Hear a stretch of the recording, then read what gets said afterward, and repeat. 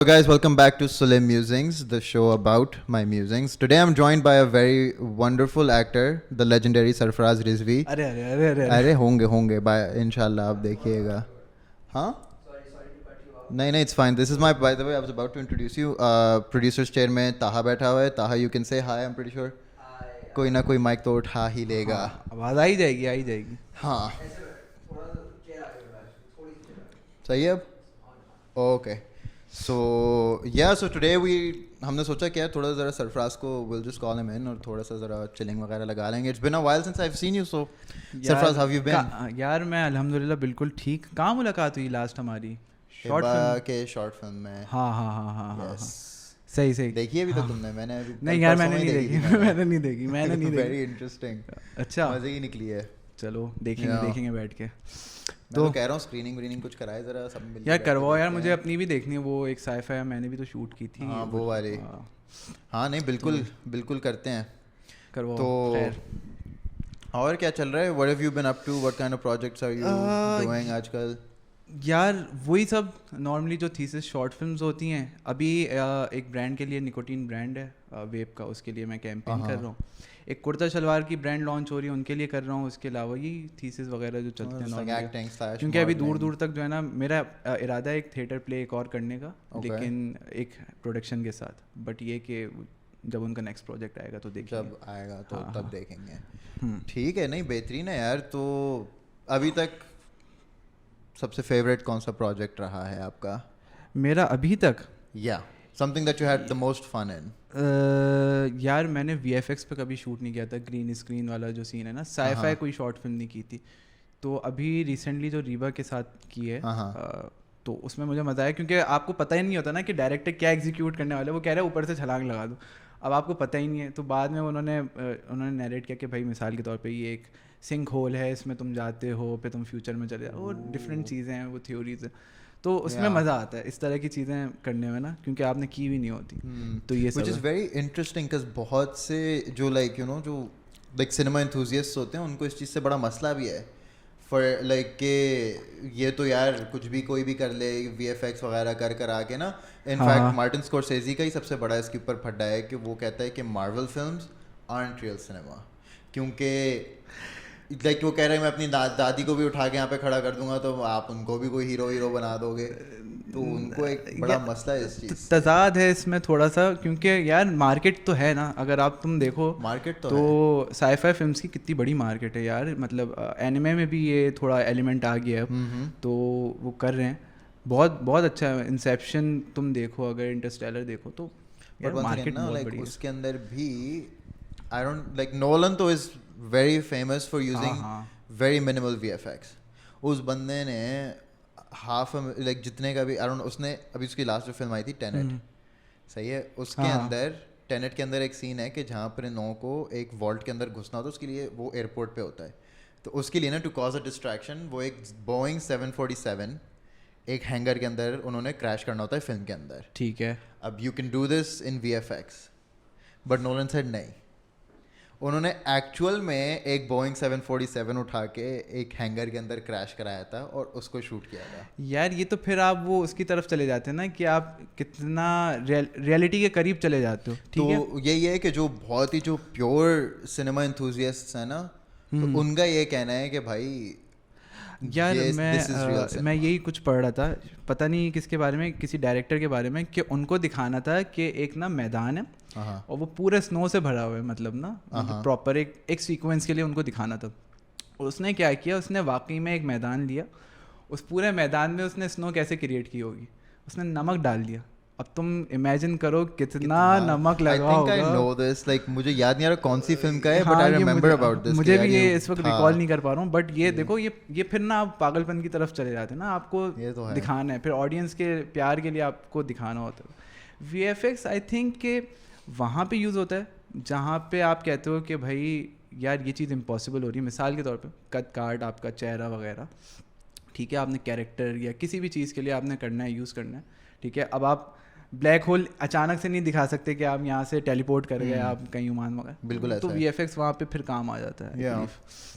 तो ये बट पता है मैंने यही देखा है अभी रिसेंटली ही ना कि VFX के अंदर में ना there is like ways to do VFX। और अब फॉर एग्जांपल अभी मार्वल की एक इनफैक्ट मूवी आई थी, अभी मार्वल का पर्सनली ना मेरा अभी ना मार्वल से ज़रा ब्रेकअप चल रहा है बिकॉज मुझे रिसेंटली इनकी मूवीज़ नहीं पसंद आ रही। मुझे जो ओवरऑल जो मार्वल का अभी करंट मॉडल एक चल गया है ना कि आपको एक चीज़ देखने के लिए आपको 15 और चीज़ें पहले देखनी पड़ेंगी, फिर आप ये देखो।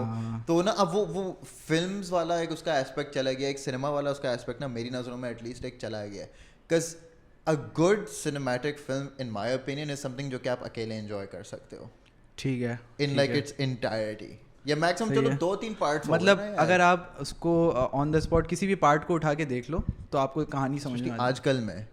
हाँ एग्जैक्टली तो मुझे ना मार्वल से ये बड़ा मसला है। और चलो पहले तो सिर्फ मूवीज थी, तो ये अब इन्होंने टीवी शोज भी निकाल दिए हैं और एक एनिमेटेड टीवी शो भी निकाल दिया और वो सारा कुछ इंटरकनेक्टेड है। तो अब ना मैं कह रहा हूँ यार बॉस, यार सुलेमान ये ना मार्वल नहीं कर रहा है ये। तुमने अगर अभी जॉन विक 4 आई है, अब तुम जॉन विक 4 अभी से जाके देख लोगे तुम्हें पीछे क्या हुआ है। That is exactly what I am saying कि 3-4 चीज़ें ना 3-4 फिल्म्स देखो 1 by 1 आ रही हैं over the course of how many years.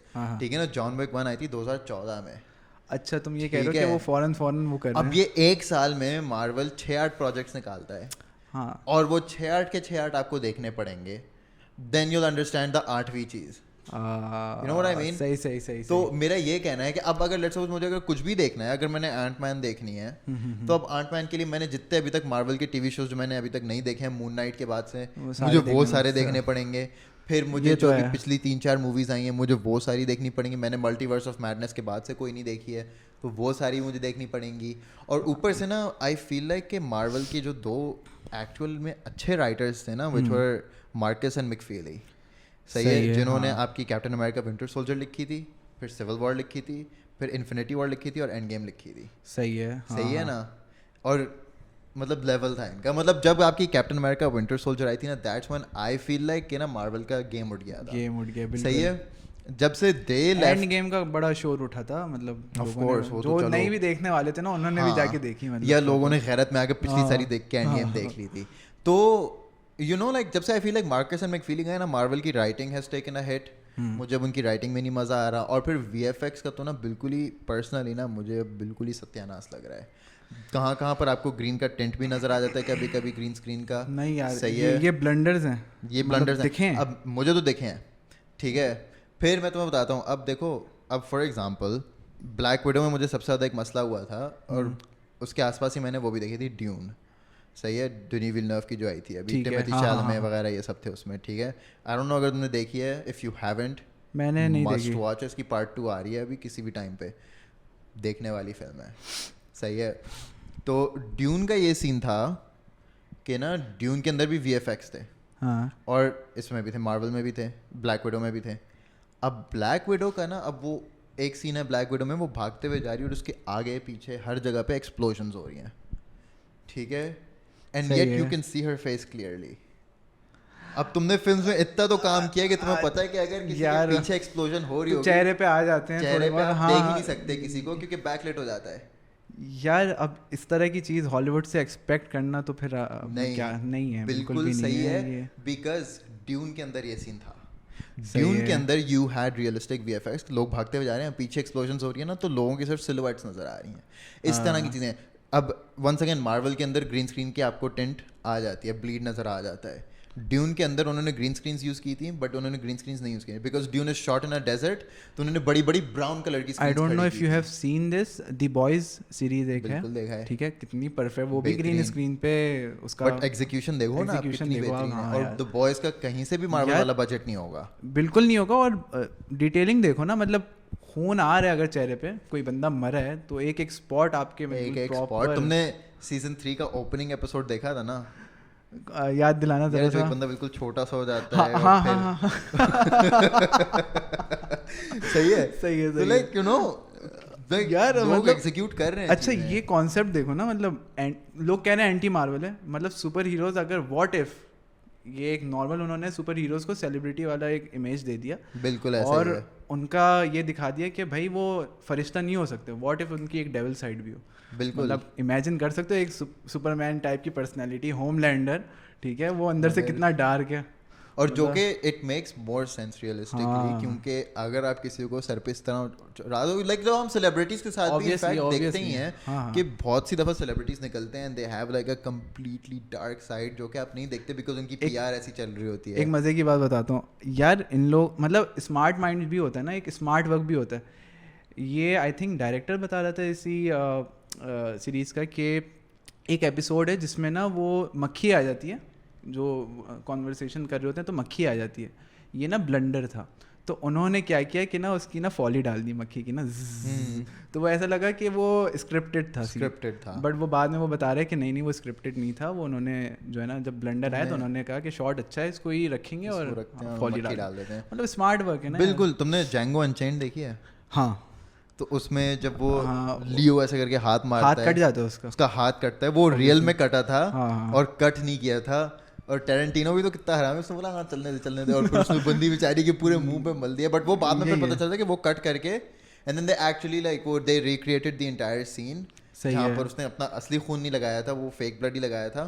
सही है, लेकिन वो वाकई में यार उस बंदे को सलाम है, उसका हाथ कटा, उसने परफॉर्मेंस पे आंच नहीं आने दी, वो कंटिन्यू, इसीलिए वो गोट कहते हैं फिर यार, ऐसे ही थोड़ी ना होता। तो who are your favourite actors वैसे? लियोनार्डो डिकैप्रियो, ठीक है, बिल्कुल जायज़। डेनियल डे लुइस अगर बात करें, उसका मुझे कैरेक्टर, वो जो बुचर का कैरेक्टर था उसका गैंग्स ऑफ न्यूयॉर्क में, वो काफ़ी पसंद है मुझे उसका। इसके अलावा बॉलीवुड की साइड पे नवाजुद्दीन यार वर्सेटाइल है, बिल्कुल है। राजकुमार राव उसका राजकुमार राव उसकी फिल्में देखो, आयुष्मान खुराना, ये वो एक्टर्स हैं, मतलब इनके कैरेक्टर्स काफ़ी यूनिक होते हैं, ये सेफ प्ले नहीं करते। इनके कैरेक्टर्स अगर तुम उठाओ ना तो नेगेटिव कैरेक्टर भी अगर करना है उसको भी एग्जीक्यूट कर देंगे, ठीक है, और सेफ नहीं खेलते। मतलब एक छाप लग जाती है ना कि यार कि ये नेगेटिव करता है तो नेगेटिव नहीं, इनका ये सीन नहीं है, कैरेक्टर पे जाते हैं, पसंद आ रहा है तो कर। राजकुमार राव आयुष्मान की फिल्में देखो, अगर मैं चेक करूंगा तो बताना मुझे थोड़ी, मुझे काफ़ी पसंद है। मुझे आमिर खान पर्सनली, मैं बॉलीवुड इतना वैसे नहीं देखता, हाँ, but like even out of all like the big names in Bollywood ना, I think the only one who is actually like a very capable actor मेरे ख्याल से इज आमिर खान। सही हाँ यार, उसकी भी once again I feel like he has the range. और अगर आप IMDb टॉप 100 भी देख लो ना, तो उसमें मेजॉरिटी जो भी आपको हल्की फुल्की बॉलीवुड नजर आएंगी ना, सब यार, तो वो you don't see Shahrukh Khan, you don't see Amitabh. फिल्में कितनी करता है वो, साल में एक बमुश्किल फिल्म कर रहा है वो, और उसमें ही सब कुछ अपना इनपुट दे देता है, बॉडी बिल्डिंग हो जो भी हो, सब कुछ डाल देता है वो बंदा। मेहनत इनपुट है ना, मतलब इनपुट जाता है तो फिर वो। अच्छा, सो नवाजुद्दीन, राजकुमार Rao, Ayushman Khurana, versatile actors. Okay. And then Hollywood में आप Daniel According to me, यार, I can be wrong. I'm talking about like your personal favorites. Leonardo DiCaprio, Daniel Day-Lewis in Hollywood. Bale भी पसंद होगा तुम्हें फिर? Christian Bale, American Psycho, favorite character उसका? मतलब सही है, like basically like जो कि बहुत ही ज़्यादा method acting की तरफ हैं, थोड़े से versatility की तरफ। अच्छा, what do you think about like जो method actors होते हैं जो कि बिल्कुल ही like extreme पे ले जाते हैं?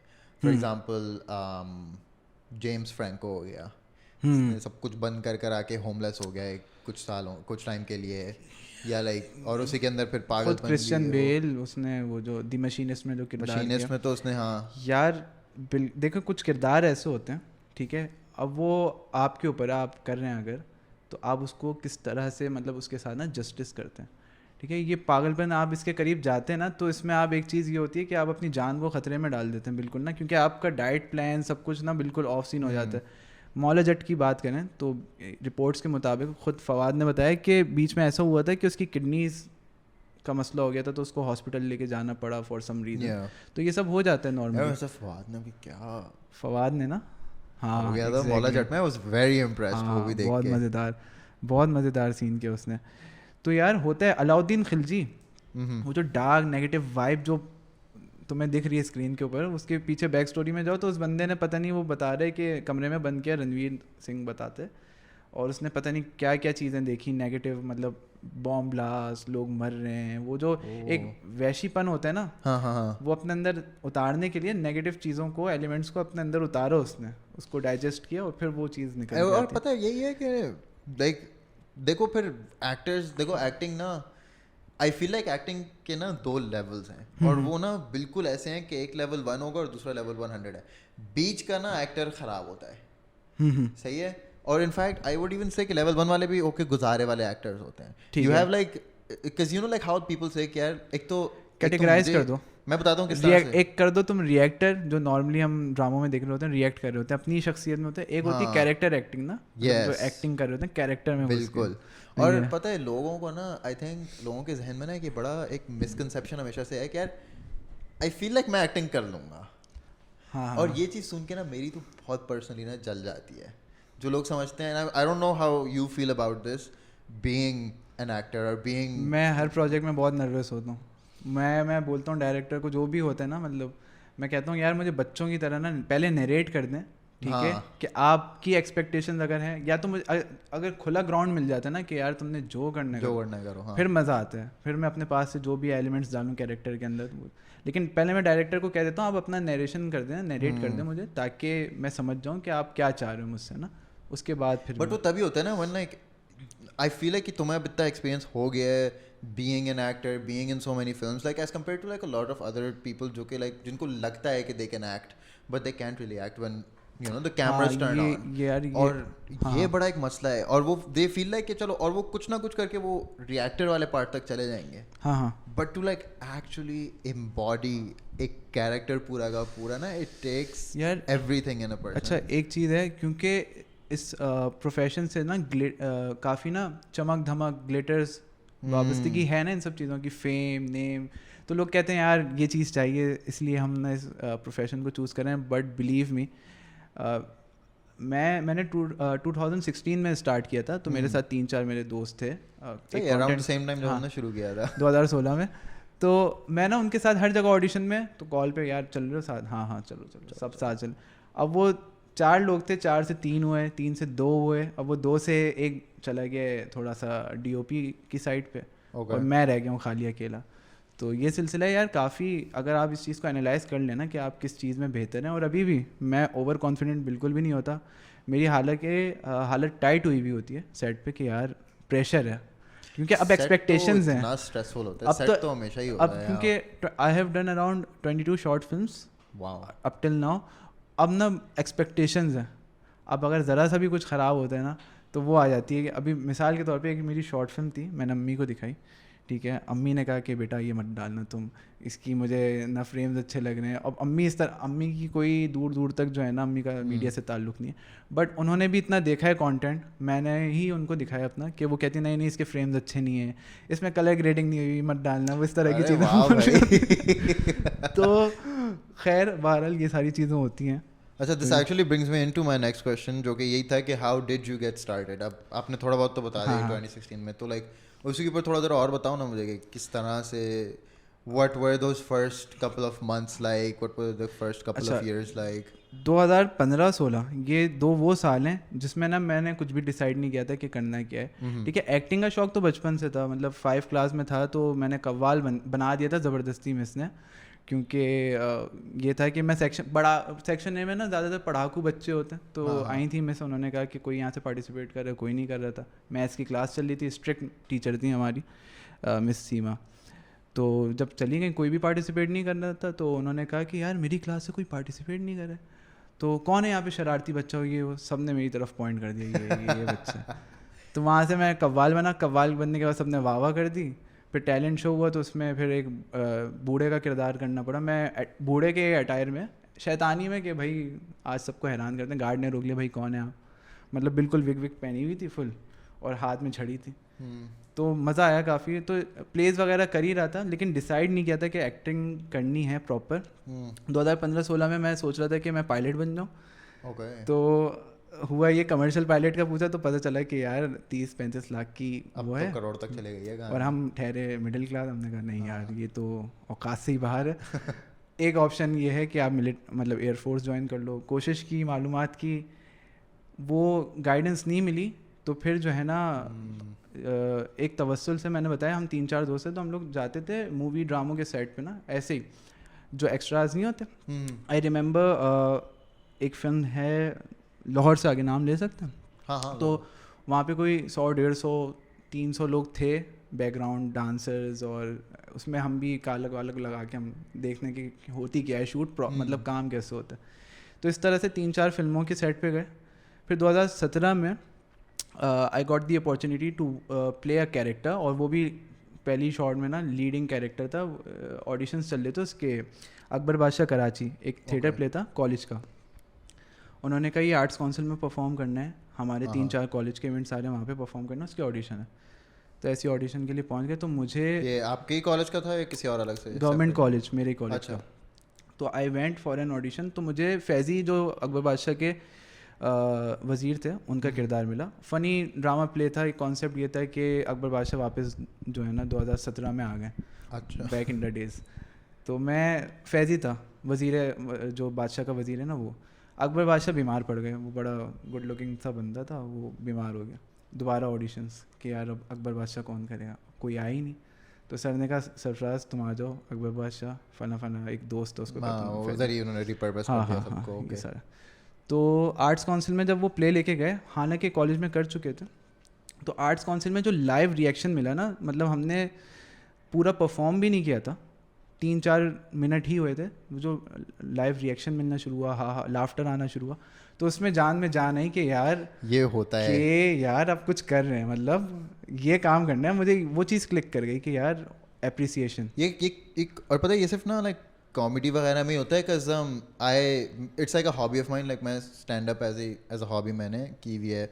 अभी रिसेंटली मेरे पास टाइम नहीं रहा है, वरना यूजुअली अमेरिका में ना used to like write jokes and then open mics में जाके मैं कॉमेडी करता था। तो और फिर पर्सनली मैंने बैंड्स को बहुत शूट किया, सही है, हाँ।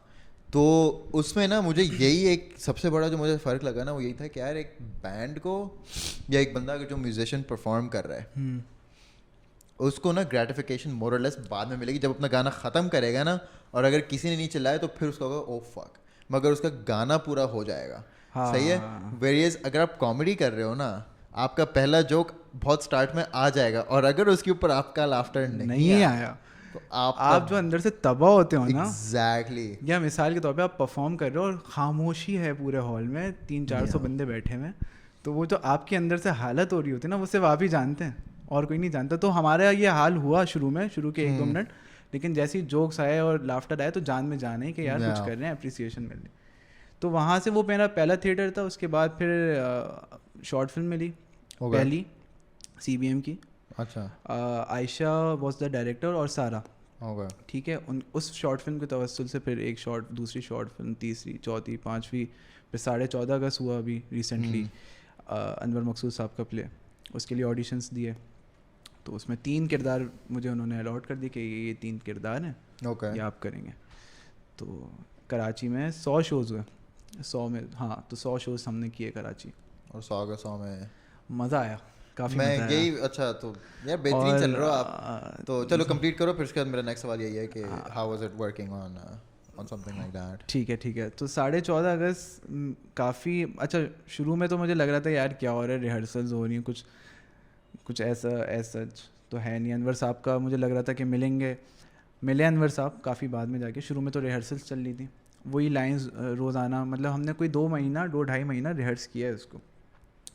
फिर जब परफॉर्म किया तो फिर मज़ा आने लग गया, ठीक है। फिर वो शोज़ के बाद जब हम बहाने से, मैं और हमारी एक फ्रेंड है जो नीलोफर का किरदार कर रही थी, सलवा, और गांधी का जिसने किरदार किया तनवीर भाई हमारे, तो हम लोग ना जाते थे जब पीछे, तो ऑडियंस का जो रिएक्शन मिलता था ना कि यार गांधी को पकड़ लिया कि यार तुम इधर आओ, बड़ा अच्छा परफॉर्म किया, सलवा को पकड़ लिया, मुझे पकड़ लिया, तो काफ़ी अच्छा। और थिएटर की बात ही यही है कि आपको लाइव रिएक्शन मिल जाता है, लाइव ऑडियंस आपको फ़ौरन पकड़ के अप्रिशिएट कर देती है।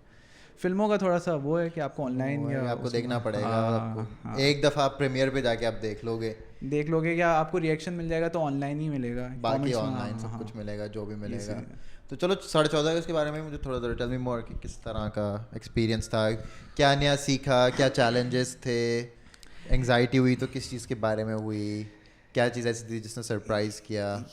यार जब आप थिएटर का एक सबसे बड़ा ख़तरनाक सीन, आप एक किरदार कर रहे हैं, ठीक है, और आपकी कोई प्रॉक्सी नहीं, मतलब आपके बैकअप पे कोई नहीं है। मिसाल के तौर पे मैं एक किरदार कर रहा हूँ कायदे आज़म का, मिसाल के तौर पे, हाँ, ठीक है, तो मेरे बैकअप पे एक कायदे आज़म और होना चाहिए कि मिसाल के तौर पे मेरे साथ कोई इमरजेंसी हो जाए, ठीक है, कुछ हो जाए, अल्लाह ना करे, तो जो दूसरा कायदे आज़म हमने तैयार, वो रेडी है, गुड टू गो है। हुआ ये यार कि, और ये होता है, मुझे जो है ना मेरी तबीयत काफ़ी ख़राब हुई है, ठीक है, दिन में हम 3-3 शोज़ कर रहे थे, तो एक शो तो मैंने कर लिया। और कितना लंबा होता था एक शो?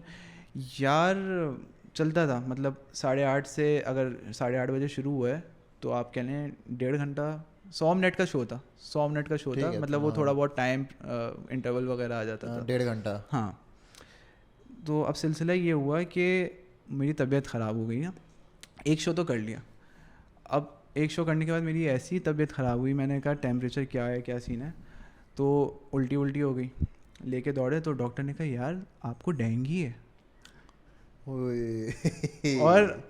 और मेरा टेम्परेचर क्या होगा, 103 की हालत में। अब उसमें भी मैं डायरेक्टर के पास गया क्योंकि मुझे टेंशन तो थी, अब प्रॉक्सी तो कोई तैयार नहीं। डायरेक्टर ने कहा नहीं कोई भी कर लेगा। फ़ौरन उन्होंने कॉल दी, किसी को लाइंस याद हैं इसकी, लाइंस प्रिपेयर कराओ जल्दी से। वो 3-4 लड़के आ गए, 3 कैरेक्टर्स थे तो 3 लड़के आए, तो तीनों को मैंने लाइंस प्रिपेयर कराई वहीं पे, और फिर मैं वहाँ से घर पे। तो डेंगू हो गया बीच में। ऐसे सिलसिले होते हैं। बीच में ऐसा हुआ कि एक फैमिली मेम्बर की तरफ से कॉल आई कि यार फला हमारे जो दोस्त हैं उनकी डेथ हो गई है। मैंने कहा यार अभी जाके स्टेज पे परफॉर्म करना है, सारे पंचेस देने हैं, और ये इस तरह की, मतलब 10 मिनट पहले कॉल आई। तो ये सारे सिलसिले हो जाते हैं। ये सेम मेरे साथ भी हुआ है। और ये प्रॉक्सीज वाला ही मैंने सिर्फ एक ही किया है, एक ही प्ले मैंने इतना बड़ा स्केल का किया था कि जिसके अंदर प्रॉक्सीज वगैरह और प्रॉपर प्रोडक्शन वगैरह थी, वो मैंने किया था। मैं एक टाइम पर मैं फ्रांस में रह रहा था, तो वहाँ पर भी डिड एक शेक्सपियरियन प्ले है अ मिडसमर नाइट्स ड्रीम। हाँ, तो वो किया था। उसके अंदर आई वाज फ्लूट। सही है। तो फ्लूट का कैरेक्टर होता है कि वो he is basically like an artisan, और आर्टिजन प्रिंस के लिए प्ले के अंदर ये एक और प्ले करते हैं। सही है। और फ्लूट को प्ले के अंदर लड़की बनना होता है। ठीक है। तो मैंने भी ना फिर ऑल आउट में उस पर गया था। मैंने विग तो ऑब्वियसली मेरा एक कॉस्ट्यूम था, उसके अंदर विग शिक तो थी, ड्रेस था, विग थी, बट फिर मैंने अलग से मैंने लिप ग्लॉस और ब्लशिंग्स और क्या नाम है, 2 मैंने हैंड बॉल्स होती है ना, मैंने वो भी इधर लगाई थी ऐसे बड़े बड़े मेरे। I was like 13 years old उस वक्त। अच्छा, हाँ, नहीं आपको प्रैक्टिस हो जाती ना फिर आप। फिर वो था। और फिर मेरी भी प्रॉक्सी रेडी था, जिसकी वजह से ये हुआ था कि वो प्लेस की ना डेट्स बाद टाइम फाइनलाइज हुई थी ना, हाँ, तो वो बहुत बाद में फाइनलाइज हुई थी और हम तब तक रेडी हो चुके थे। सही है। और वो फाइनलाइज इस तरह हुई थी कि एक दिन एक प्ले था, अगले दिन मेरी फ़्लाइट थी पाकिस्तान वापस आने की। सही है। तो फिर अगले दिन फिर मेरे प्रॉक्सी ने परफॉर्म किया था। हाँ, तो ये तो चैलेंजेस होते हैं यार, और ये हर तरह के होते हैं। इनफैक्ट ये भी हुआ है मेरे साथ भी एक दफ़ा हुआ है। इनफैक्ट लास्ट ईयर ही हुआ था कि ये लास्ट ईयर हुआ था कि मेरे नाना की डेथ की मुझे कॉल आई थी, और उसके 10 मिनट बाद मुझे स्टेज पे जाना था। तो मुझे एक पूरा कॉन्सर्ट एमसी भी करना था और स्टार्ट में स्टैंड अप करके ओपन भी करना था यार। ये और 10 मिनट पहले मैं पीछे रो रहा हूँ, मेरे दोस्त मुझे संभाल रहे हैं कि यार इजी सीन है। और फिर मैं गया हूँ, मगर वो सेट मेरा इतना किलर गया था ना उस दफ़ा। नहीं यार, ये कुछ ऐसी चीज़ें हैं जिससे एक अदाकार को गुजरना पड़ता है। मतलब लोग कहते हैं यार बहुत इजी काम है। अभी इसी में जब ऑडिशंस चल ही रहे थे, काफ़ी लोगों ने रीच आउट किया, ठीक है, मतलब नॉर्मली जो थीसिस वगैरह होते हैं मैं रिकमेंड कर देता हूँ यार हमें भी करना है। फिर वो पता ये चलता है कि वो पहले दिन ही सेट पे रुला दिया कि यार मुझे घर जाना है। मतलब लड़कों के मसले इस तरह के कि 10 बजे से पहले घर जाना है। मतलब ये तो फिर ऑफ है ब्रो, आप फिर चल ही नहीं सकते इधर। आप बहुत ऑफ सीन है क्योंकि वो मेहनत नहीं करना चाहते। हाँ। वो जो मुशक्क़त, मेहनत और वो जो एक एलिमेंट है ना, फरहान सईद ने कहा था आई गेस कि मज़दूरों वाला काम है। तो बिल्कुल सही कहा आपका। रगड़ा तो रगड़ा वाला है। मुझे याद है मेरी पहली जो दफ़ा जब मैंने कोई डायरेक्शन की थी, we were on set for 14 hours. और 14 आवर्स में आई थिंक 1 घंटे का हमने लंच ब्रेक लिया था, बस 13 घंटे हमने सिर्फ काम किया उधर। और उस दिन ना मुझे थोड़ा सा हुआ था कि अबे यार ये तो do I want to do this, but then फिर उसके बाद जब वो बन के निकल के आई थी ना, यार हाँ भाई गेम तो इधर ही है सारी। तो ये है कि लोगों को ये समझ नहीं आती। बहुत से लोग मुझे भी मिलते हैं कि यार इन करा दो हमें भी, ये वो है ना। हमने क्या यार देखो, मैं एक हद तक इन करा सकता हूँ, बट आगे आपका बाकी गेम है। अपने और लग फिर पे अगर आप कोई उल्टी सीधी हरकत करोगे तो फिर मैं आपको इन नहीं कराऊंगा, क्योंकि फिर वो नाम अपनी खराब होता रेपुटेशन है। की भी बात आ एग्जैक्टली जाती है यार, आपकी। ये लोग नहीं समझते बिल्कुल भी, नहीं समझते तो वो मेहनत नहीं करना चाहते। मैं तो कहता हूँ यार thesis short films is a very good way to start. अगर आपने करना है ना तो आपको अंदाज़ा हो जाता है। ऑडिशंस होते हैं हाँ। नेपा में, आर्ट्स काउंसिल में अमूमन जो है ना स्टूडेंट्स जा जाके ऑडिशंस भी ले रहे होते हैं, तो वहाँ से आप कर लें, वहाँ से स्टार्ट लें and C if you can carry. हाँ कस भाई तो ये सिलसिला वाली तो होती है। और यही मसला है ना, कस अगर आप एक नॉन एक्टर होते हो ना तो उनको आदत भी नहीं होती वो एक्टर वाला वो रगड़ा खाने की। अब मुझे एक दफ़ा याद है, मैंने एक दफ़ा एक एक्टर के साथ काम किया था। वो बंदा क्या नाम है उसका, हमने उसको 5 बजे वो सेट पे आ गया था, उसका शॉट 12 बजे आया था। 12 बजे के भी बाद आया था, आई थिंक कोई 1 बजे आया था। चिलिंग में चुपचाप अपना बैठा रहे वो, कोई मसला नहीं हुआ। आए आके उसने अपने शॉर्ट्स दिए हैं, थोड़ी और डायरेक्शन कर कर आके भेज दिया। अच्छा, मैं एक चीज़ और बताता हूँ। मुझे ये भी समझ में नहीं आता कि उमूमन जो एक्टर्स होते हैं, हम लोग सारे, हम थोड़ा सा काम कर लेते हैं तो थोड़ा सा ये होता है ना कि सेट पे मुझे जूस चाहिए, मुझे ये चाहिए, वो चाहिए। ठीक है, ये वाला जो एक एलिमेंट आ जाता है, इससे बहुत मसला होता है बहुत सारे लोगों को। अभी मैं एक शॉर्ट फिल्म अभी आज ही आने वाली है, वो उसकी सेट पे था, तो ना वो सामने जो है ना उसने, मैं बिल्कुल बैठा हुआ ना ज़ीरो, क्योंकि मैं बता रहा हूँ ना कि हर प्रोजेक्ट में मैं ऐसे बैठा होता हूँ, मैं नर्वस होता हूँ कि यार एग्जीक्यूट करना है, सिलसिला ये वो। तो मैं ये टेंट्रम्स ज़्यादा थ्रो नहीं करता कि यार मुझे ये जूस चाहिए, वो चाहिए, बिल्कुल। तो उसने, मेरी को एक्टर ने मुझसे पूछा कि कितने प्रोजेक्ट्स किए हैं। तो मैं स्क्रिप्ट पढ़ने में इतना, मैंने कहा यार अभी देखो कर रहे हैं, कर रहा हूँ तुम्हारे साथ, तुमने कितने किए हैं? मैंने कहा मैंने किए, मैं काम किया हुआ 1-2 शॉर्ट फिल्मों में काम किया। मैंने कहा अच्छा। बाद में उसको बताया मैंने कि ये, उसने कहा अच्छा ओ ये सीन है, ये सीन है, ये वो। But see that's I think that's a very good mark of like a true professional. और इसीलिए फिर लोग करना क्या है, खुशी काम करते भी हैं फिर तुम्हारे साथ। मैंने ये देखा कि यार मुझे ज़रा सा भी फ़ायदा दिखता ना कि भारी कर लो, ये वो कर लो, इसके फ़ायदे हैं, तो मैं कोई मसला नहीं था। लेकिन फ़ायदा नहीं है, क्योंकि जो आपके साथ जो आपकी टीम है वो चिढ़ जाती है, यार क्या यार, वो कर तो रहे होते हैं मुरव्वत में कि काम चलाना है इसके साथ, चलाना है, काम करना, वो चिढ़ जाते हैं, हैं, चला के फिर वो फारिग कर देंगे फिर लाइक। वो एक हमारे डायरेक्टर साहब जो थे 14.5 अगस्त के दावर, वो एक जुमला कहते थे, eight day to see Tom cruise.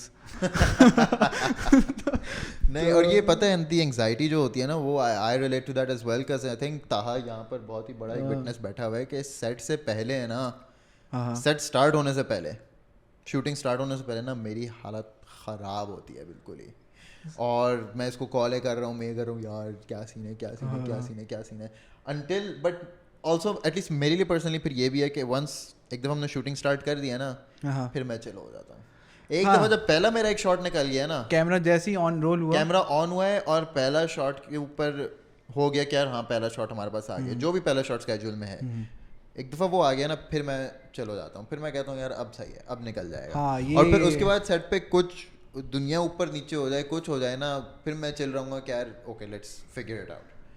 वहाँ पर फिर ना उल्टा हो जाता है, फिर ताहा जो है ना थोड़ा सा हो जाता है वो भी ये क्या हो रहा है। हाँ, तो वो ना इस तरह से ना हमारा बड़ा अच्छा एक सिनर्जी मेरी ताहा की हमेशा रहती है इस मामले में कि मैं जो है ना बिल्कुल कंफर्टेबल हो जाता हूँ जब सामने को एक्टर मेरा कह देना कि यार चिल सीन है, बिल्कुल आराम से इसको एग्जीक्यूट, जो नेचुरल वे है। अब वो कभी कभार ऐसा होता है कि अच्छा शॉर्ट फिल्म्स में मैं ये समझता हूँ, क्योंकि ड्रामा है, जो हमारे जो ड्रामा इंडस्ट्री है, फिल्में हैं, वो एक हद तक चीज़ों को लिखते हैं, क्योंकि सेंसर बोर्ड के मामला है ना। शॉर्ट फिल्म में ये नहीं है, क्योंकि शॉर्ट फिल्म में अगर कोई रोमांटिक सीन है तो वो प्रॉपर रोमांटिक सीन है। आपने मेरी यहाँ पे हालत पैक हो जाती है अगर सामने मेरी को एक्टर जो हैं वो कह दें कि यार ये सीन ऐसे नहीं, ऐसे होगा। तो अभी रिसेंटली मेरे साथ बल्कि 2 दफ़ा हुआ है, 2-3 दफ़ा हुआ।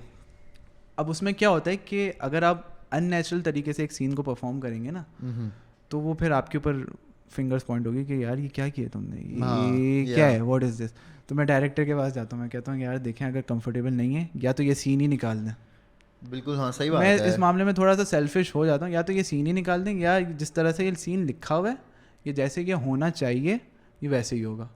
नहीं, और आई थिंक ये not even selfish, I think it's you are thinking about the film, क्योंकि at the end of the day फिर फिल्म कॉम्प्रोमाइज होती है, फिल्म परफॉर्मेंस यार, परफॉर्मेंस भाई फिल्म जब एक्टर की परफॉर्मेंस के ऊपर ही पूरी फिल्म होती है, आप कुछ भी कर लो, जितनी अच्छी सिनेमाटोग्राफी कर लो, जो कर लो, जितनी अच्छी लाइटिंग कर लो, जितनी अच्छी ग्रेडिंग कर लो, स्टोरी आपने जितनी अच्छी लिखी हुई हो, मेरे ख्याल में अगर आपका एक्टर सही नहीं है तो गेम ओवर यार है ये उधर कुछ ही। सेक्रीफाइसेस हैं जो आई थिंक, अच्छा फीमेल्स के लिए बहुत मुश्किल होता है, I understand it, being in a society like Pakistan, ठीक है, उनका मसला नहीं है, उनको जो फिर तंज व ताने मिलते हैं ना, उन चीज़ों के मामलात हैं.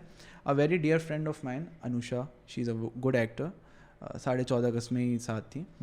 तो हुआ ये कि ना उनसे थोड़ा सा जो है ना तल्ख कलामी हो गई कि एक सीन था कश्मीर का जिसमें ज़ैनब का जो किरदार है उसका जो है ना, इंडियन सोल्जर्स जो हैं वो दायर है वो निहत्ती लड़की को पकड़ लेते हैं, तो वो फिर आप इमेजिन करें तो वो एक वैशी दरिंदा पना दिखाना होता है, अनटिल और अनलेस वो फिर ना ये होता है कि एक कैरेक्टर जो है वो इंटरवीन करेगा, उसके बाद फिर तब तक आपने ना ज़रा सा वो पकड़ के उठाने का सीन था, और जब आप उठा रहे हैं तो जाहिर सी बात है हाथ भी लगेगा और ये वो, तो वो कहने लगे नहीं आप उठाए नहीं, इस तरह से कर लें, ये वो कर लें. मैं जानता भी नहीं, तो उस वक्त सब नए नए, तो मैंने कहा यार अगर ये सीन मैं परफॉर्म कर रहा हूँ, अच्छा ये लड़ाई काफ़ी हो गई थी, डायरेक्टर साहब को भी गुस्सा आ गया ना, ये क्या चल रहा है, एक सीन तुम लोग से नहीं हो रहा है, ये वो.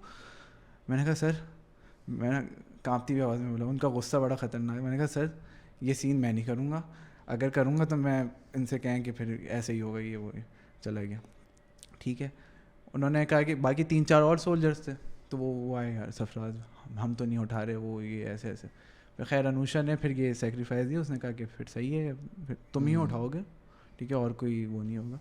तो फिर ये सारी चीज़ें होती हैं यार, ये कॉम्प्रोमाइज़ करना पड़ता है. और वो ये पता है वहाँ से ये कॉम्प्रोमाइज़ है, but at the end of the day मेरा ये कहना होता है कि भाई लाइक सही है, हम पूरी कोशिश करेंगे कि जितना हम आपको लाइक कंफर्टेबल कर सकते, जितनी सहूलत हम दे सकते हैं हम देंगे, बट यार eight the end of the day आप मीडिया इंडस्ट्री में आए हो, आप दुनिया के सामने आ रहे हो, you have to be ready. बिल्कुल लोग तारीफ जहाँ करेंगे वहाँ पर ही लोग बुराइयाँ भी बढ़ चढ़ के करेंगे. कंज्यूमर इवन इन पाकिस्तान, जो बंदा मिसाल के तौर पे मस्जिद जा रहा है, नमाज़ पढ़ रहा है, प्रैक्टिसिंग मुस्लिम है इन शॉर्ट, वो भी अगर कंज्यूमर है कंटेंट का, वो भी तंज कर देगा कि यार ये क्या है. बिल्कुल मतलब ये अगर आपने मिसाल smart ways of doing work ना, अगर आपने किसिंग सीन दिखाना है तो ज़रूरी नहीं कि आप पाकिस्तान जैसी सोसाइटी में आप प्रॉपर किसिंग सीन दिखा दें. हाँ. वो याद है वो एक चला था ट्रेंड क्या मतलब एक दौर में वो किसिंग सीन दिखाना होता था, तो बीच में जैसी लड़का लड़की करीब है फूल आ जाता था या कुछ आ. There are smart ways to do work ना, है ना, याद है वो बॉलीवुड याद नहीं है दिस इज हिलेरियस. तो नहीं, अप टिल नाउ कुछ मैंने फिल्में देखी दौर हाजिर में कि वो अगर किसिंग सीन दिखाने या कोई इस तरह का, तो वो इतने स्मार्टली खेलते हैं कि ऑडियंस तक मैसेज डिलीवर हो जाता है कि यार ये दिखाना चाह रहे हैं. तो ये ईरानी सिनेमा आप देखें कितना क्लासिक वो खेलते हैं, गेमिंग करते हैं, मतलब उनका कंटेंट आप देखें, मतलब जो रिस्ट्रिक्शंस हैं उसकी हदों में रहते हुए, इवन इन पाकिस्तान जो हमारे ऊपर रिस्ट्रिक्शंस है और हम कंटेंट बना रहे हैं जिस लेवल पे हम फिल्म मेकिंग कर रहे हैं. इवन अभी वो तो इनफैक्ट आई थिंक लास्ट जो मैंने मौला जट जब देखी थी, तो इवन उसके अंदर आई वाज वेरी इम्प्रेस्ड कि यार लाइक हाँ अब आई सी so much more than Aahista Aahista जा रहे हैं ना उस लेवल पे. सक्सेसफुल क्यों हुई मौला जट, यही रीज़न है कि आपने वो जो बाउंड्रीज है ना वो उनको ज़रा सा साइड पे किया. हाँ थोड़ा सा साइड पे किया. उन्होंने कहा कि यार ऑडियंस को चाहिए ये, ठीक है, वो एक्सपेक्ट करिए, वो अपने पैसे खर्च करके आ रही है, ठीक है, उनको नहीं पता, उनको चाहिए, हर किस्म की ऑडियंस आ रही है, बच्चे भी आ रहे हैं तो एडल्ट्स भी आ रहे हैं, ठीक है, उनको रोमांटिक सीन भी चाहिए, कपल्स भी आ रहे हैं, ठीक है, तो वो इन्जॉय करने आ रहे हैं, उनको सारी चीज़ें चाहिए. मगर पता है एट द सेम टाइम ना मेरा मौला जट देखने का ना एक्सपीरियंस ऑडियंस वाइज ना लाइक बड़ा एक तरह से ना डिसअपॉइंटिंग रहा था कि मैं बैठा हुआ था, मेरा दोस्त बैठा था, मेरे दोस्त के साथ ना एक आंटी बैठी हुई थी. नहीं करो और नहीं मुझे तो बहुत मज़ा आया था. अच्छा मगर लाइक एज दी ऑडियंसेस को जब मैं साथ साथ में ऑडियंस को भी नोट कर रहा था कि यार ये लोग किस तरह रिएक्ट कर रहे हैं. फ़ोन वोन नहीं, अबे एक आंटी साथ में बैठी हुई, अब वो पहले तो एक वो वायलेंस के सीन्स 2-3 आए थे, ठीक है ना, तो उसके ऊपर ना करनी शुरू हो गई, ये वो आई है, ये क्या है, ये वो कर आके थोड़ी देर बाद ना जो इंटरमिशन आता है, तो कोई गाने वाने नहीं है इसमें. नहीं आंटी नहीं है, उठ के चली गई. यार ये तो हाल है इधर लोगों का. आई वॉज वेरी डिसअपॉइंटेड उस दिन. दिल ना अजीब से दुख गया मेरा यार. हर किस्म की ऑडियंस है ना, अगेन उनको जो चाहिए ना, ठीक है यार, हम लोग अब मान लेते हैं इस बात को, नेटफ्लिक्स पे कोई 18+ कंटेंट जो है ना आ रहा होता है वो ट्रेंड कर रहा होता है पाकिस्तान में, ओ ठीक है, ऑडियंसेस बैठी हुई हैं, उनको कंज्यूम करना है कंटेंट, आप नहीं बनाएंगे बाहर से कर लेंगे, ठीक है। और अगेन एक चीज़ और कि अब जिस लेवल पे हम जा चुके हैं, ठीक है, हमारा कंटेंट दुनिया देख रहा है, ठीक है, अगर हमने लोकली खेलना है, मतलब छोटा बॉक्स ऑफिस, छोटी फिल्म है ये वो, तो आप लिमिटेड कंटेंट बनाए एक हद तक, ठीक है, लेकिन अगर आपने इंटरनेशनल लेवल पे सक्सेस चाहिए तो फिर आप वैसे ही खेलें जैसे आप हॉलीवुड खेल रहे हैं, बॉलीवुड खेल रहे हैं, पैसा लगाओ। और जो कि मतलब अभी मौला जट ने प्रूव कर दिया कि भाई आप पैसा लगाते हो। हाँ, कितने 43 करोड़ ऑलमोस्ट लगाए थे इस फिल्म पर, मेड 5 times दैट अमाउंट, तो सही है, बेहतरीन है यार, मेरे तो ख्याल में कोई वो नहीं है। तो खैर अच्छा, okay, I have a question for you. अभी तक जितना कंटेंट देखा है, let's say Hollywood, Bollywood, Lollywood सब combined, even other places of cinema भी, कौन सा ऐसा कोई आपने पीस ऑफ वर्क देखा होगा यू वर लाइक कि यार I wish I were in this, I wish मैंने परफॉर्मेंस दी होती, आई विश मैं ये वाला कैरेक्टर प्ले कर पाता?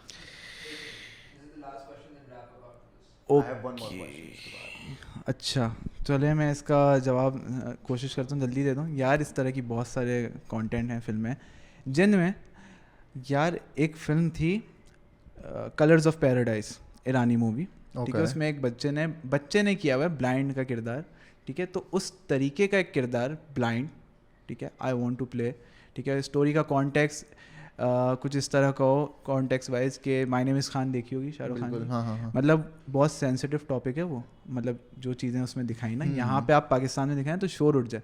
तो मैं समझता हूँ रिलीजन, क्योंकि हमारा एक कौमी खेल समझा जाता है यहाँ पे, रिलीजियस टॉक्स और डिबेट वगैरह, तो पॉजिटिविटी को थोड़ा सा प्रमोट करें रिलीजन के अंदर ही ना, जो हमने डिफरेंसेस क्रिएट कर दिए, तो इस कॉन्टेक्स्ट में बननी चाहिए फिल्में, बिल्कुल, ठीक है। तो I want to play a blind character जैसे कलर्स ऑफ पैराडाइज में। इसके अलावा लाइक रिलीजियस कमेंटरी भी हो उसमें, हाँ, क्योंकि ऑडियंस को क्या चाहिए, वो यही सब तो चाहिए। हमारे यहाँ अगर आप एक पॉडकास्ट पे बैठ के रिलीजियस गुफ्तगू कर लें, वो ट्रेंडिंग नंबर 1 पे जारी होती है, ठीक है, तो ये वाला सीन है। अच्छा, दूसरा यार एक कैरेक्टर था मुझे एक बड़ा अच्छा लगा था ब्रेकिंग बैड में, वॉल्टर वाइट, हाइजेनबर्ग, ठीक है, इस तरह के किरदार यार मुझे काफ़ी फैसिनेट करते हैं। अमेरिकन साइको, अच्छा, like from good to like evil वाला, हाँ, ये जो एक स्विच पर्सनैलिटीज होती है ना, अमेरिकन साइको यार, मतलब करप्शन जो हो जाती है एक कैरेक्टर की, आपको एक कैरेक्टर का माइंडसेट, आप क्यूरियस हो जाते हो यार ये क्या बंदा है, ये कर क्या रहा है, क्यों कर रहा है ये, मतलब अमेरिकन साइको देखिए तुमने, बिल्कुल देखिए, ठीक है, वो बंदा जो है ना, मतलब बहुत सारे सिनेरियोज में तुम देखो, वो यहाँ कुछ चल रहा है, वो बात कुछ और कर रहे कि यार ये होता है, इस गाने की तुम्हें ख़ास बात पता है, इस गाने में ये होता है, ये मतलब बिल्कुल ही अलग ना। और उसका जो एंडिंग मोनोलॉग है ना कि my pain is constant and sharp, no one shall escape, वो तो ना literally sends chills down my spine every time I watch it, ठीक है। ओके, एक तरह से तो चलो, so colours of paradise, my name is Khan, American psycho, these are some of the projects that you would like to do. तो is this the same? I guess एक तरह से मेरा नेक्स्ट क्वेश्चन भी सॉर्ट ऑफ आंसर हो गया है, because my next question was कि यार लाइक एक छोटी सी चीज़ यार, एक इस्लामिक कैरेक्टर जो हीरो, इस्लामिक हीरोज़ नहीं होते, जैसे ये अभी थोड़ा सा ट्रेंड चला था अर्तुगरुल और हाँ, मुझे लगता है पाकिस्तान में इस तरह की सीरीज़ बननी चाहिए, लार्जर देन लाइफ, ठीक है, और इस तरह के कैरेक्टर्स भी, मतलब फुल तलवारबाजी, घोड़सवारी, बिल्कुल। और पता है ये बड़ा होता है, आई रिमेंबर अर्तुगरुल के पहले सीजन में कोई इतना खास बजट नहीं था, लाइक आप देखो वही एक जंगल है, उसी के अंदर ही वही 4 लोग लड़ रहे हैं और उसी के अंदर ही हो रहा है, वो बड़ा तो खेला जा सकता है इस पर, काफ़ी खेला जा सकता है, सही है। अच्छा, तो मेरा फाइनल क्वेश्चन यही था कि okay 4-5 years down the line, what kind of projects are you doing, what do you um, Are you... यार now currently I am striving for television, okay, ठीक है, और इसी के सिलसिले में स्क्रीन टेस्ट हो गए, ऑडिशंस हो गए, इन्हीं सब आजकल हाँ भाग दौड़ यही लगी हुई है अभी भी। बल्कि कल ही मैं एक स्क्रीन टेस्ट से होके आया हूँ, यहाँ पे एक नया जो है ना इस्लामाबाद बेस्ड एक न्यूज़ चैनल, कैल एंटरटेनमेंट चैनल है, उन्होंने अभी अपनी प्रोडक्शन यहाँ कराची में शुरू कर दी है, तो उनके ऑफिस गया था मैं यहाँ पे स्क्रीन टेस्ट के लिए। तो ये आई am striving for television now, as like an anchor या like actor? नहीं as an actor यार, टेलीविजन पे बहुत, मतलब आई बिलीव कि कंटेंट बनना शुरू हो गया है पाकिस्तान में, बन तो ठीक है, ग्रीन एंटरटेनमेंट, ठीक है कितना अच्छा कंटेंट बना रहे हैं। इसके अलावा भी जो लोकल हमारे ग्रीन एंटरटेनमेंट, तो वो है ना, OTT है ना। हाँ हाँ लेकिन इसके अलावा भी हाँ जो हमारे लोकल एंटरटेनमेंट चैनल्स हैं काफ़ी अच्छा कंटेंट प्रोड्यूस कर रहे हैं। तो हाँ, आई एम स्ट्राइविंग फॉर टेलीविजन अभी फ़िलहाल। सही है, ओके। तो ये एंड टेलीविजन के अंदर any particular thing that you would like, या यार कोई पर्टिकुलर थीम, कोई पर्टिकुलर सास बहू वाला ड्रामा ना हो बस। Okay. बस ये है, मतलब ज़रा हट के हो, थोड़ा थोड़ा हट के हो, और हाँ। हाँ ज़रा सा हट के हो। जैसा अब बनना शुरू हो गया, लोगों को समझ में आ गई है कि अब सास बहू नहीं चल रहा, बट स्टिल कुछ बना रहे हैं अभी भी स्टिल, बट वो Okay. सास बहू वाला नहीं, थोड़ा सा हट के जो ठीक ना, है। हाँ सही, I think that's a fair हाँ फेयर मतलब हाँ, एक्सपेक्टेशन, बिल्कुल। और कुछ तो अपना रखना है ना आपने के यार हाँ यार मतलब वो होती है like eight the and like artist तो हैं। Like, मतलब एक वो तो ये बिल्कुल ही एक छाप बेचना लग थोड़ी जाएगी ना अपने यार, आप तुम को। भी वही कर रहे हो, वो जो हाँ। नॉर्मल वो एक जिसको गालियाँ भी दे रहे होते हैं हम हाँ, लोग ही। अलग क्या कर रहे हो, मतलब कर क्या रहे हो तुम, तो यही है। ठीक है, बेहतरीन है। Sarfaraz, thank you so much. Thank you so much हमारा टाइम सलमान पूरा हो गया, फॉर हमारे इनवाइटिंग प्रोड्यूसर साहब ने मी। भी कॉल कर दिया है। थैंक तो यू, नहीं, thank you so much for taking out the time. कोई मसला नहीं, कोई मसला नहीं एंड यार। इसके बाद चल रहे ना, ट्रीट दे रहे हो तुम। ओह अच्छा, मैं दे रहा हूँ। 50 रुपए में जो ट्रीट आएगी लोगे आप, बिल्कुल। तो नहीं, but thank you so much once again. Thank you everybody else for in fact before we wrap up, camera में देख के, would you have any advice for any young actors? Young actors के लिए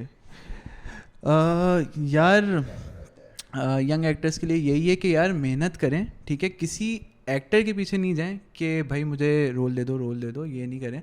अपनी शोरील बनाएं, clips बना लें, अगर आपने काम नहीं किया हुआ ऐसा तो अपने सिंपल एक्सप्रेशंस रिकॉर्ड करके और उन लोगों को पिच करें कि भाई मुझे काम करना है, मैं काम करना चाहता हूँ। थीसिस प्रोजेक्ट्स में काम करें, थिएटर करें, और आप खुद ही खुद निकल के आएंगे। आप देखेंगे मेहनत करेंगे, खुद ही खुद आप निकल के आ जाएंगे। That's it. बेहतरीन है। I think let's wrap this up. हाँ, Thank you everybody for tuning in, hopefully to another episode of Sule Musings. Thank you Sarfaraz, thank you Taha, Salman. and I will see you guys at some other point in the internet. चलें जी, अल्लाह Okay जी, हाफिज़। अल्लाह हाफिज़।